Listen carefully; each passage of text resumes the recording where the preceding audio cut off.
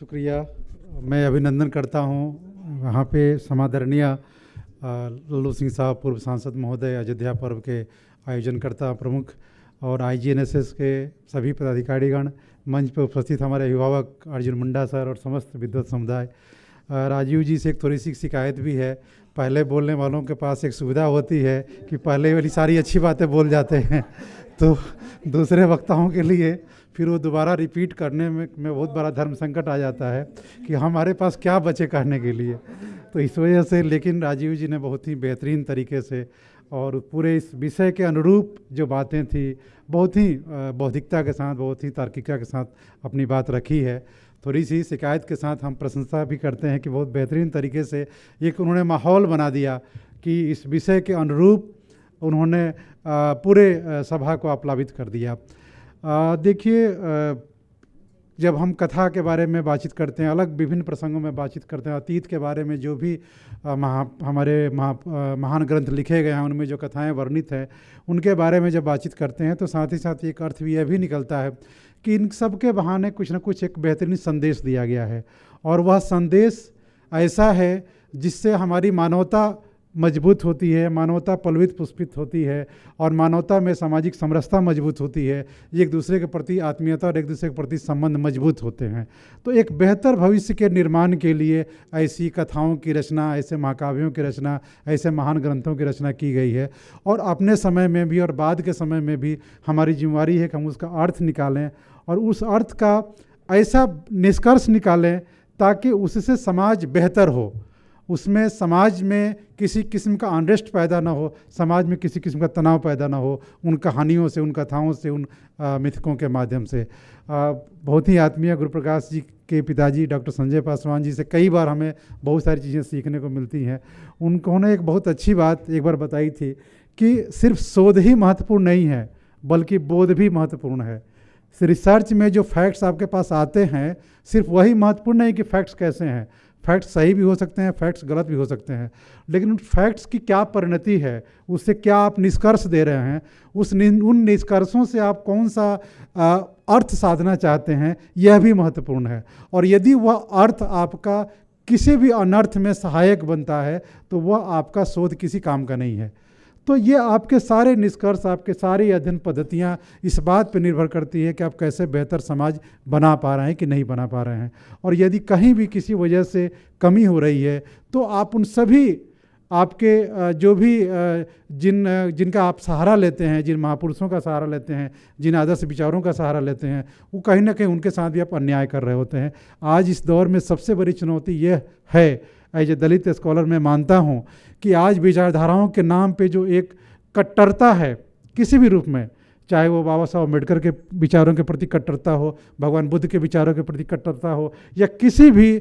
वैचारिक, किसी भी मिथकीय पुरुष के विचारों के प्रति कट्टरता हो, ये कहीं ना कहीं समाज में जोड़ने के बजाय समाज में एक तरह से अनरेस्ट पैदा करने का भी काम कर रही है। जबकि ऐसा हमारे विचारक नहीं थे, ऐसा हमारे महापुरुष नहीं थे, उनके विचारों में ऐसा नहीं था। वो अपने परस्पर वैचारिक विरोधियों का भी पूरा सम्मान करते थे।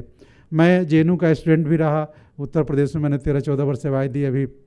13 वर्ष से JNU में हूँ। संत रविदास पे मैंने PhD की और संत रविदास पे 3-4 किताबें भी मेरी आई हैं। संत रविदास की सबसे बड़ी खासियत हमें यह नज़र आती है कि अपनी बात कहते हैं लेकिन पूरी संवाद धर्मिता के साथ अपनी बात करते हैं। उनकी बातों में आक्रोश नहीं है, अपनी बात को ईमानदारी से कहना, सलीके के साथ कहना भी बहुत मायने रखता है। अगर आपकी कितनी भी अच्छी बात हो, अगर बात कहने का सलीका आपका उत्तेजनापूर्ण है तो वह बात अर्थ का अनर्थ कर देती है। तो इसी प्रसंग में जो बातें राजीव जी ने कह दी हैं, उससे आगे मैं कुछ बातें कहना चाहूँगा। ये बहुत सही सबरी के राम, यह विषय बहुत बेहतरीन टॉपिक रखा गया है और हम सबके बहुत ही आदरणीय जो इस विषय के निर्धारण करने वाले जितने भी लोग हैं उन सबके प्रति भी मैं श्रद्धावनत हूँ। देखिए, जब भी किसी किस्म में अलग अलग किस्म से जब मुद्दों को लेकर के आते हैं तो उनके अपने एक निहितार्थ होते हैं, और एक यह भी होता है कि हम विमर्श में उन मुद्दों को लेकर के आए जो कहीं ना कहीं मेन स्ट्रीम से छूट गए हैं, जिन पे चर्चा कम हुई है, जिन पे चर्चा करने की ज़रूरत है और उससे एक बेहतर निष्कर्ष निकालने की ज़रूरत है। जब मैं इस विषय पे अध्ययन कर रहा था तो मैंने ये देखा कि कई सारे महत्वपूर्ण पुस्तकों में सबरी द्वारा प्रभु श्री राम को जूठे बेर खिलाने का प्रसंग नहीं है, वाल्मीकि रामायण में भी नहीं है, रामचरितमानस में भी नहीं है, जूठे बेर खिलाने वाला प्रसंग नहीं है। रामानंद सागर द्वारा जो सीरियल बनाया गया उसमें यह जरूर प्रसंग आता है। और कुछ और पुस्तकों में यह भी मिलता है कि दंडी रामायण जो लिखा गया, गोस्वामी तुलसीदास जी जब रामचरितमानस लिख रहे थे तो उन्हीं के समकालीन उड़ीसा में बलराम दास जी थे जो दंडी रामायण लिख रहे थे, उन्होंने इसका जिक्र किया। लेकिन इस जिक्र करने के पीछे मंशा यह थी कि जूठे बेर खिलाना, उसके पीछे मंशा यह थी कि अपने आराध्य को वह चीज़ समर्पित करना वो किसी किस्म का पूरी तरह से टेस्टेड हो,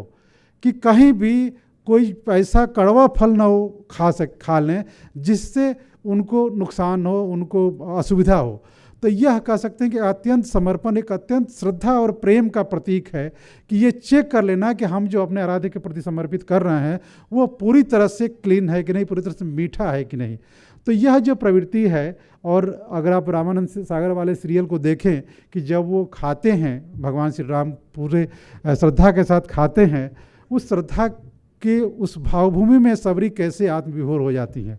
कई उदाहरणों से अगर मैं समझाऊं तो कई बार यदि आप थोड़ा सा अच्छी पोजीशन में हैं और अपने किसी गरीब रिश्तेदार के यहाँ जाएं और आप देखें कि वह गरीब रिश्तेदार जो भी लेकर के आता है आपके सामने और आप उसे खाते हैं, उस समय की मनस्थिति देखिए कि वह रिश्तेदार आपका कितना भाव विभोर होता है आपके प्रति। वो ये नहीं देखता। बहुत से ऐसे कई बार हम लोग देखते हैं, बहुत बड़े इलीट परिवारों में जाते हैं, आप वहाँ पे जाते हैं, कितने ही आत्मीय रिश्तेदार क्यों ना हो, वहाँ का नौकर आता है और आपको चाय रख देता है आपके सामने, कुछ फल रख देता है सामने, टीवी खोल देता है, आप टीवी देखते रहिए, चाय पीते रहिए। तो कई बार लगता है कि हम क्यों यहाँ पे आ गए, जहाँ पे कोई बात करने वाला ही नहीं है, कोई रिश्तेदार आपसे आत्मीयता से बात करने वाला ही नहीं है, तो वहाँ के चाय और टीवी से क्या फ़र्क पड़ेगा आपके मेहमान नवाजी का। तो वहाँ पे जाना, उस आतिथ्य पूर्ण व्यवहार में जाना, जहाँ पे जिसके प्रति जाएं और जो अतिथि उनका जो भी है आदरपूर्वक ग्रहण करे, यह जो भाव भंगिमा है यह दुर्लभ है और भगवान श्री राम इसको ग्रहण करते हैं। और ये निसंकोच होकर के, ये जो जिसका नवधा भक्ति का जिक्र राजीव जी ने कर दिया, उससे पहले जो रामचरितमानस में इस तरह के प्रसंग हैं, जो पूरा उस समय जो जिस तरह से मध्यकाल में जातीय संरचना जिस तरह से व्याप्त थी, जिस तरह से जाति को लेकर विमर्श था, जिस तरह से ऊंच नीच की भावना विद्यमान थी, परस्पर ऊंची जाति और छोटी जातियों के बीच खान पान में जिस तरह से मतभेद था, उन सब की झांकी भी उस परिवेश में मिलती है। ये इसी में राम गोस्वामी जी लिखते हैं, पूजिए विप्रशील गुणहीना शूद्र न गुणगन ज्ञान प्रवीणा। और आगे सबरी माता भी अपने प्रसंग में कहती हैं कि मैं बहुत ही अधमों से अधम हूँ, इसलिए क्योंकि एक तो स्त्री हूँ और दूसरे अधम जाति की हूँ। तो जातिगत हायरार्की का जो माहौल था उस दौर में था, उनका एहसास था सबरी माता को, और इस एहसास के बावजूद भगवान राम जब उनसे फल ग्रहण करते हैं तो कैसा वो कैसे उस मनस्थिति की आप कल्पना कर सकते हैं कि एक ऐसे व्यक्ति जिनके यहाँ पे आना जाना खाना पीना पूरी तरह से स्वीकार्य नहीं हो, वहाँ पे यदि कोई व्यक्ति जा कर के उनके जूठा खाते हैं तो वह कितना आनंदित हो रही होंगी। ये आप बाद के दिनों में, और मैं अपने अनुभव से कह सकता हूँ, कई बार हमारे एक बहुत आत्मीय मित्र हैं, दलित हैं, वो बताते हैं कि जब वो किसी के घर जाते हैं तो देखते हैं, किसी अपरिचित के घर जाते हैं तो देखते हैं कि उनको जो चाय दिया गया है या उनको जो खाने का दिया है वो किस तरह के बर्तन में दिया गया है, या उनके घर जो आ रहा है वो जब कुछ खाना उनको पेश कर रहे हैं तो उनकी क्या मनोवृत्ति हो रही है। यदि वो पूरे सम्मान के साथ खाना या भोजन ग्रहण करते हैं तो उनके प्रति उनकी श्रद्धा कई गुना बढ़ जाती है, और यदि जो सम्मान के साथ थोड़ा बहुत हिला हवाली करते हैं, आनाकानी करते हैं, तो चाहे कितने ही बड़े पद पे क्यों ना हो, उनके प्रति उनका सम्मान कम हो जाता है। तो यह जो है, यह जो परस्पर मानवीय मनोविज्ञान है कि आप किसी के पास जा रहे हैं, आप समान मनुष्य के स्तर पे, समान धरातल पे उसे महसूस करते हैं, तो उनके साथ समान व्यवहार करें, और जो समान व्यवहार करते हैं वही मर्यादा पुरुषोत्तम कहे जाने के अधिकारी हैं, वही मर्यादित व्यक्ति कहे जाने के अधिकारी हैं। उसमें एक प्रसंग, जब रामानंद सागर वाला सीरियल आप देखते हैं तो उसमें एक प्रसंग यह भी आता है कि जो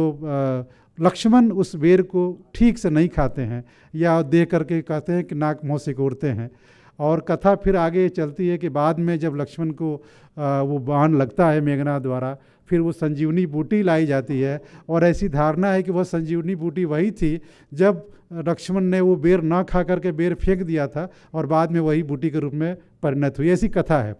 तो इन कथाओं का निष्कर्ष यह है कि जो भी सम्मान के साथ, श्रद्धा के साथ यदि कोई भी व्यक्ति आपके सामने कुछ पेश कर रहा है, यदि आप उतनी ही आत्मीयता के साथ स्वीकार करते हैं तो आप मर्यादा पुरुषोत्तम कहे जाते हैं। यदि आप अपमान या तिरस्कार के साथ स्वीकार करते हैं तो फिर मजबूरी में आपको वो संजीवनी के रूप में खाना पड़ता है। ये कथाएं हैं, कथाओं के अपने निष्कर्ष हैं। इन बातों के कहने का आशय हमारा यह भी है कि समरस समाज तभी मजबूत होगा जब समाज में हाशिए पे रहने वाले लोगों के साथ भी उसी तरह से मानवीय व्यवहार होगा। कल की चर्चा में भी जैसा सुरेश भैया जी जोशी जी ने कहा था और माननीय मनोज सिन्हा जी ने भी कहा था, आज भी राजीव जी ने कहा कि यह आत्मनिरीक्षण,